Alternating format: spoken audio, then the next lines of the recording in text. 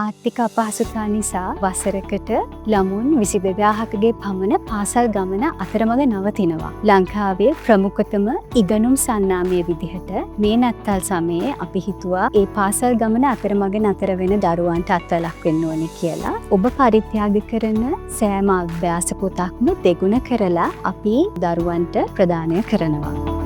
Atlas ආයතනයේ විසින් කරන සිප්සවි නත්තල් පොරොන්දුවට දායකත්වය ලබා දීම ගැන මම ඉතාම සන්තෝෂ වෙනවා. මම ඕගලන්ටත් ආරාධනා කරලා සිටිනවා මේ වැඩසටහනට දායක වෙලා මේ දරුවන්ට හොඳ අධ්‍යාපනයක් ලබා දීමට දායක වෙන්න කියලා. බොහෝ දරුවන්ගේ පොත්පත් පවා විනාශ වෙලා තියෙන මොහොතක ඇට්ලස් සමාගම මගින් මේ සිදු කරන සේවාව අගය කරනවා. ඇට්ලස් සිප්සවි නත්තල් පොරොන්දු වැඩසටහනට දායක වීම හැකියවීම ගැන අපි ගොඩක් සතුටු වෙනවා. ලංකාවේ මෑතකදී වෙච්ච ආපදා තත්ත්වයෙන් අධ්‍යාපනය කඩාකප්පල් වූ දරුවන්ගේ අධ්‍යාපනය යළිත් නගා සිටුවීමට උදව් වෙන මහත් ශක්තියක් වේ කියලා අපි බලාපොරොත්තු වෙනවා. තුතිරණ බිස්නස් YouTube නාලිකාව ව්‍යාපාරික ලෝකයේ නවතම තොරතුරු සඳහා අද දිරන බිස්නස් YouTube නාලිකාව දැන්ම සබ්ස්ක්‍රයිබ් කරන්න.